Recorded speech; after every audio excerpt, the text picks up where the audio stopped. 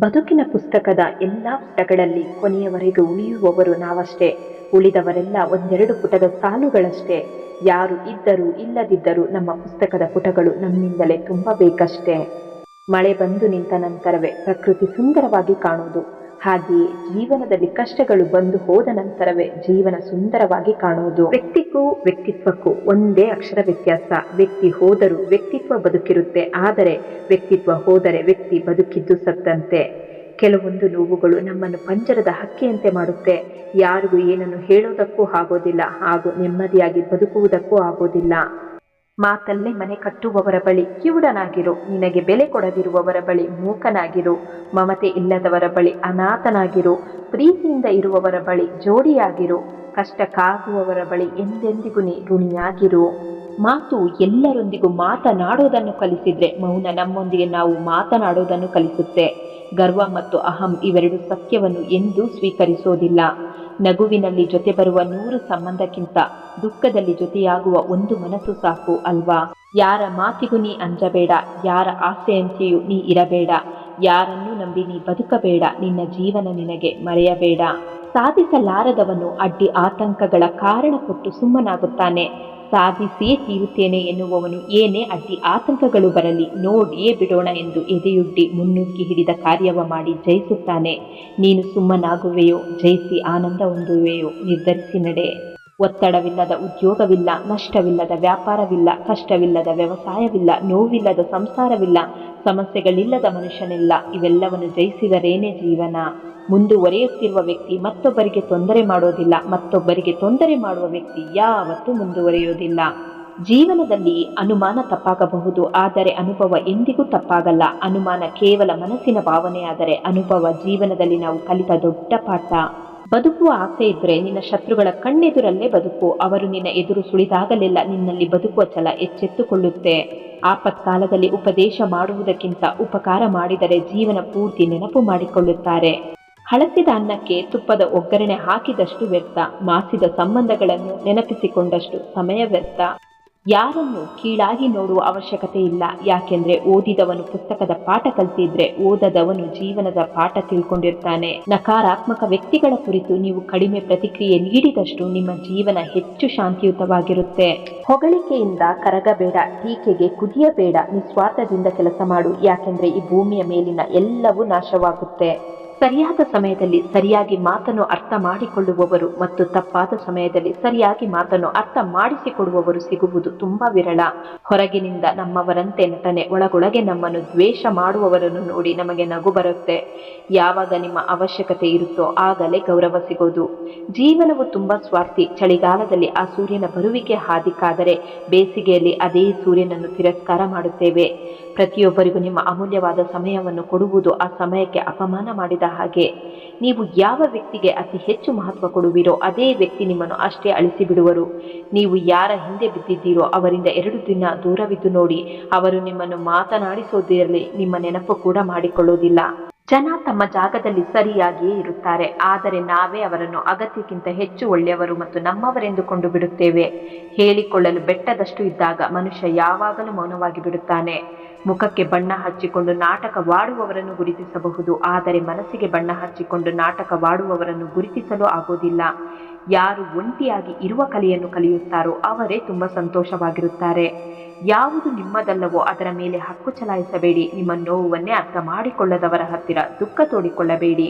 ಯಾರು ನಿಮ್ಮೊಂದಿಗೆ ವಾಗ್ವಾದ ಮಾಡುತ್ತಾರೋ ಅವರಿಗೆ ಹೆದರಬೇಡಿ. ಯಾರು ನಿಮ್ಮನ್ನು ತಮ್ಮವರೆಂದು ನಾಟಕವಾಡುತ್ತಾ ಹಿಂದಿನಿಂದ ಮೋಸ ಮಾಡುತ್ತಾರಲ್ಲ ಅಂಥವರಿಗಾಗಿ ಹೆದರಿ. ಯಾರು ಕಾಳಜಿ ತೋರದ ರೀತಿ ನಾಟಕವಾಡುತ್ತಾರೋ ನಿಜವಾಗಿ ಅವರೇ ತುಂಬಾ ಕಾಳಜಿ ಮಾಡುತ್ತಾರೆ. ಧರ್ಮ ಯಾವುದೇ ಆಗಿರಲಿ, ಮೊದಲು ನೀವು ಒಳ್ಳೆಯ ಮಾನವರಾಗಿ ನೀವು ಮಾಡಿದ ಕರ್ಮದ ಲೆಕ್ಕವಿಡಲಾಗುತ್ತೆ ಹೊರತು ಧರ್ಮದ ಲೆಕ್ಕವಲ್ಲ. ವಿಶ್ವಾಸ ಎಂಥ ವಸ್ತುವೆಂದರೆ ಅದು ಒಡೆದಾಗ ಯಾವ ಸದ್ದು ಕೇಳಿಸೋದಿಲ್ಲ, ಆದರೆ ಅದು ಜೀವನ ಪೂರ್ತಿ ಪ್ರತಿಧ್ವನಿಸುತ್ತೆ. ಜೀವನದಲ್ಲಿ ನಿಮ್ಮ ಇಷ್ಟದಂತೆ ಬದುಕಿ ಬೇರೆಯವರ ಇಷ್ಟದಂತೆ ಬದುಕಿದ್ರೆ ನೀವು ಜನರಿಗೂ ಆಗೋದಿಲ್ಲ, ನಿಮಗೆ ನೀವೇ ಆಗೋದಿಲ್ಲ. ಒಂಟಿಯಾಗಿ ನಡೆಯುವುದನ್ನು ಕಲಿಯಿರಿ, ಯಾಕೆಂದ್ರೆ ಪ್ರೀತಿ ಮತ್ತು ಗೆಳೆತನ ಎಷ್ಟೇ ಒಳ್ಳೆಯವರಾಗಿದ್ರು ಒಂದಲ್ಲ ಒಂದು ದಿನ ಬದಲಾಗೇ ಆಗುತ್ತಾರೆ. ಎಲ್ಲಿ ಗೌರವವಿಲ್ವೋ ಅಲ್ಲಿ ಹೋಗಬೇಡಿ. ಯಾರು ಮಾತು ಕೇಳೋದಿಲ್ವೋ ಅವರಿಗೆ ಅರ್ಥ ಮಾಡಿಸಬೇಡಿ. ಸತ್ಯ ಹೇಳಿದರೂ ಕೋಪಿಸಿಕೊಳ್ಳುವವರನ್ನು ರಮಿಸಬೇಡಿ. ಬಿಟ್ಟು ಹೋಗುವವರು ಬಿಟ್ಟು ಹೋಗಿಯೇ ಹೋಗುತ್ತಾರೆ. ಅದು ಯಾವುದೇ ಪರಿಸ್ಥಿತಿ ಇರಲಿ. ನಿಭಾಯಿಸುವವರು ನಿಭಾಯಿಸಿಯೇ ನಿಭಾಯಿಸುತ್ತಾರೆ. ಎಂತಹ ಕೆಟ್ಟ ಪರಿಸ್ಥಿತಿ ಇದ್ರೂ ಕೂಡ. ನೀವು ಎಂತಹ ಪರಿಸ್ಥಿತಿಯಲ್ಲಿ ಬದುಕುತ್ತಿದ್ದೀರಿ ಎಂಬುದು ಯಾರಿಗೂ ಅಷ್ಟೊಂದು ವ್ಯತ್ಯಾಸವಾಗುವುದಿಲ್ಲ. ಅದಕ್ಕಾಗಿ ನಿಮ್ಮ ಪರಿಸ್ಥಿತಿಯನ್ನು ನೀವೇ ಸುಧಾರಿಸಿಕೊಳ್ಳಬೇಕು. ನಿಮ್ಮನ್ನು ನೀವು ಎಷ್ಟು ಸದೃಢವನ್ನಾಗಿ ಮಾಡಿಕೊಳ್ಳಿ ಅಂದರೆ ಜಗತ್ತಿನ ಯಾವುದೇ ವಸ್ತು ನಿಮ್ಮ ಮನಃಶಾಂತಿಯನ್ನು ಭಂಗ ಮಾಡಬಾರದು. ಯಾರ ಜೀವನದಲ್ಲಿ ನಿಮ್ಮ ಸ್ಥಾನದಲ್ಲಿ ಬೇರೆಯವರ ಆಗಮನವಾಗುತ್ತೆ ಅಂದರೆ ನೀವು ಅಲ್ಲಿಂದ ದೂರ ಸರಿದು ಬಿಡುವುದೇ ಉತ್ತಮ. ಒಂದೇ ಸಂಬಂಧ ನೆಮ್ಮದಿಗೆ ಕಾರಣವಾಗಿರುತ್ತೋ ಅದೇ ಸಂಬಂಧ ತುಂಬಾ ದಣಿಸಿಬಿಡುತ್ತೆ. ಯಾರಿಗೆ ಬೇರೆಯವರ ಯಶಸ್ಸನ್ನು ನೋಡಿ ಹೊಟ್ಟೆ ಉರಿದುಕೊಳ್ಳುವ ರೋಗವಿರುತ್ತೋ ಅವರಿಗೆ ಯಾವ ಔಷಧಿಯಿಂದಲೂ ಗುಣಪಡಿಸಲು ಸಾಧ್ಯವಿಲ್ಲ.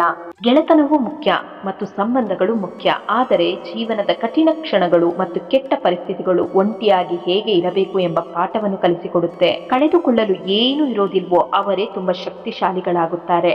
ಕೆಲವು ಸಂಬಂಧಗಳು ಒಡೆದು ಬಿಡುತ್ತೆ, ಆದರೆ ಮುಕ್ತಾಯವಾಗುವುದಿಲ್ಲ. ಮನುಷ್ಯನನ್ನೇ ಬಲೆಗೆ ಬೀಳಿಸುವುದನ್ನು ನೋಡಿ ಮೀನುಗಳು ಕೂಡ ಸಂಭ್ರಮಿಸಬಹುದು. ಬೇರೆಯವರನ್ನು ಸೋಲಿಸುವ ಶೋಕಿ ಇಲ್ಲ, ಆದರೆ ನಮ್ಮನ್ನು ತುಂಬಾ ಮುಂದೆ ತೆಗೆದುಕೊಂಡು ಹೋಗಿ ಯಶಸ್ವಿ ಆಗುವ ಆಟವಿದೆ. ಮನುಷ್ಯ ಹೇಗೆ ಎಂದು ಆತನ ಮಾತಿನ ವರ್ತನೆಯೇ ಹೇಳುತ್ತೆ. ಜ್ಞಾನ ಎಷ್ಟು ಎಂದು ವಾದಿಸುವ ವರ್ತನೆ ಹೇಳುತ್ತೆ. ಧನ ಎಷ್ಟು ಎಂದು ಅವನ ಅಹಂಕಾರವೇ ಹೇಳುತ್ತೆ. ಮನೆತನ ಹೇಗೆ ಎಂದು ಅವನ ಸಂಸ್ಕಾರ ಹೇಳುತ್ತೆ. ತಡವಾಗಿ ಸಿಕ್ಕ ಯಶಸ್ಸು ವ್ಯಕ್ತಿತ್ವ ರೂಪಿಸುತ್ತೆ. ತಕ್ಷಣಕ್ಕೆ ಸಿಕ್ಕ ಯಶಸ್ಸು ಅಹಂಕಾರ ರೂಪಿಸುತ್ತೆ. ಬಡತನ ಶಾಶ್ವತವಲ್ಲ, ಸಿರಿತನ ಶಾಶ್ವತವಲ್ಲ. ನಿಮ್ಮಲ್ಲಿ ಇರುವಂತಹ ಮಾನವೀಯತೆ ಗುಣಗಳೇ ಶಾಶ್ವತ. ತಪ್ಪು ನಮ್ಮದೇ. ನಮ್ಮ ಯೋಗ್ಯತೆ ಮೀರಿ ಕೈ ಚಾಚಿ ಬಿಡುತ್ತೇವೆ. ಜಗತ್ತಿನಲ್ಲಿ ಸುಂದರವಾದ ಜಾಗ ಎಂದರೆ ಅದು ಹೃದಯ. ಯಾಕೆಂದ್ರೆ ಅದನ್ನು ನಾವು ಮುಟ್ಟಕ್ಕಾಗಲ್ಲ, ನೋಡಕ್ಕಾಗಲ್ಲ, ಆದ್ರೆ ಅದು ಇಷ್ಟಪಟ್ಟವರನ್ನು ಮರೆಯಲ್ಲ. ಅರ್ಥ ಮಾಡಿಕೊಳ್ಳುವ ಮನಸ್ಸು ಅವರಿಗೆ ಇಲ್ಲದ ಮೇಲೆ ಪದೇ ಪದೇ ಹೇಳುವ ಮನಸ್ಸು ನಮಗೂ ಇರಬಾರದು. ನಮಗೂ ಮನಸ್ಸಿದೆ, ನಮಗೂ ನೋವಾಗುತ್ತೆ.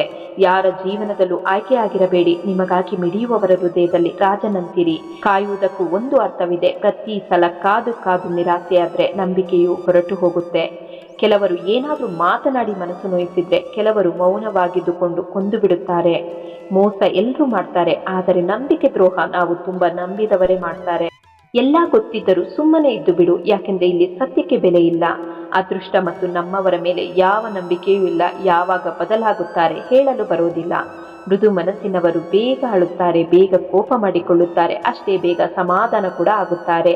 ನಿರೀಕ್ಷೆ ಇಡುವುದು ತಪ್ಪಲ್ಲ, ಆದರೆ ತಪ್ಪಾದ ವ್ಯಕ್ತಿಯ ಮೇಲೆ ನಿರೀಕ್ಷೆ ಇಡುವುದು ತಪ್ಪು. ಮಾತುಗಳಿಗೆ ಅದರದೇ ಆದ ಸ್ವಾದವಿದೆ. ಮಾತನಾಡುವ ಮೊದಲು ನೀವು ಸ್ವತಃ ಸವಿದು ನೋಡಿ. ನಿಮಗೆ ರುಚಿಸಲಿಲ್ಲವೆಂದರೆ ಬೇರೆಯವರಿಗೆ ಹೇಗೆ ರುಚಿ ಕೊಟ್ಟಿತು? ಹೃದಯವೇನೋ ಜೀವಂತವಾಗಿಯೇ ಇದೆ, ಆದರೆ ಭಾವನೆಗಳೇ ಸತ್ತು ಹೋಗಿದೆ. ನಮ್ಮ ಹೃದಯದಲ್ಲಿದ್ದುಕೊಂಡು ಬೇರೆಯವರ ಕನಸು ಕಾಣುತ್ತಿರುವವರಿಗೆ ನಮ್ಮ ಹೃದಯದಿಂದ ಸ್ವಾತಂತ್ರ್ಯವನ್ನು ಕೊಟ್ಟು ಬಿಡಬೇಕು. ಜೀವನದಲ್ಲಿ ನೀವು ನಗುವುದನ್ನು ಕಲಿಯಿರಿ, ಅಳುವುದನ್ನು ಈ ಜಗತ್ತೇ ಕಲಿಸಿಕೊಡುತ್ತೆ. ಪ್ರೀತಿ ಎಷ್ಟು ಮಾಡಿ ಅಂದರೆ ನಿಮ್ಮ ಗೌರವದ ತಮಾಷೆಯಾಗಬಾರದು ಅಷ್ಟೇ. ಪ್ರೀತಿ ಮುಖ್ಯನೇ ಇರಬಹುದು, ಆದರೆ ಗೌರವಕ್ಕಿಂತ ಹೆಚ್ಚೇನೂ ಅಲ್ಲ. ಜೀವನ ಮೋಹದೊಂದಿಗೆ ಪ್ರಾರಂಭವಾಗಿ ಮೋಹ ಭಂಗವಾದ ನಂತರ ಮುಕ್ತಾಯವಾಗುತ್ತೆ. ಯಾರೇ ಸಂತೋಷವಾಗಿರಲಿ ಅಥವಾ ಕೋಪ ಮಾಡಿಕೊಳ್ಳಲಿ, ಸತ್ಯವನ್ನೇ ಹೇಳಿ, ಸ್ಪಷ್ಟವಾಗಿ ಹೇಳಿ. ಸಿಹಿಯಾದ ಸುಳ್ಳು ಮಾತ್ರ ಹೇಳಬೇಡಿ. ವಿಶ್ವಾಸವಿಡಿ, ಯಾರಿಗಾದರೂ ಒಳ್ಳೆಯದನ್ನು ಮಾಡುವಾಗ ನಮಗೂ ಕೂಡ ಎಲ್ಲೋ ಒಂದು ಕಡೆ ಒಳ್ಳೆಯದಾಗುತ್ತೆ ಎಂದು. ಮುಂಜಾನೆ ಆಗುವವರೆಗೂ ಆ ಹೂವಿಗೂ ಗೊತ್ತಿರೋಲ್ಲ ಮಂದಿರಕ್ಕೆ ಹೋಗಬೇಕಾ ಅಥವಾ ಸ್ಮಶಾನಕ್ಕೆ ಹೋಗಬೇಕಾ ಎಂದು. ತಪ್ಪು ಆಕಸ್ಮಿಕ, ವಂಚನೆ ಮತ್ತು ಸುಳ್ಳು ಆಕಸ್ಮಿಕವಲ್ಲ, ಆಯ್ಕೆಗಳು.